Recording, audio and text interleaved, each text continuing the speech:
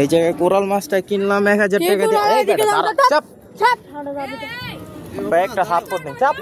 এই মাছ কাটতে দিই তো মুদিকে জানো। তাহলে চাপ দেখতে দে, যদি সমস্যা না থাকে দেখতে দে। হ্যাঁ বাইর কর বাইর কর দান আমি নিয়ে যাচ্ছি তো দা। চুপ থাক একদম চুপ। এই 999 কল দে তো। কই এই 999 কল দে। কই রাখছে দেখি। আরে ওই যে নিচে মাছটা ওই যে দেখছো কি রে এই মাছ ভিতরে গেল কেমনে? এই মাছ ভিতরে গেল কেমনে? আমরা এটা কিনছি। এই যে এই মাছটা কিনলাম মাত্র 1000 টাকা দিয়া। মাছটা চেঞ্জ করে ওই জায়গায় অন্য মাছ দিছে। এই যে মাছটা এটা এই মাছ কিনছিলাম চেঞ্জ করে দিছে। এই যে এই মাছটা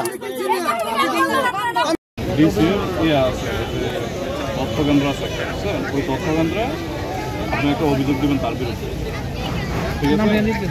যে এই ঘটনা ঘটছে মাছের যে বিষয়টা ভিডিও তো আছে সব কিছু দেবেন। আর ওর ব্যবসার বিষয়ে আমি দেখতেছি কি এমনি তো ওখানে অভিযোগ দিলে তার ব্যবসাটা এখানে করতে পারবে না। আমার কথা বুঝছে? আর আমাদের থেকে যতটুকু ব্যবস্থা নেওয়া যায় আমি ব্যবস্থা নিচ্ছি। আপনারা সেটার জন্য আমি ব্যবস্থা নিচ্ছি, ঠিক আছে? এটার বিচার তো ধরেন ওনারা যে এক ধরনের ইপটিজিং করাই হয়েছে, ওটার জন্য আইনগতভাবে যাইতে হবে। সবার সামনে কথাটা বলছি। হ্যাঁ হ্যাঁ হ্যাঁ বুঝতে পারছি আমি।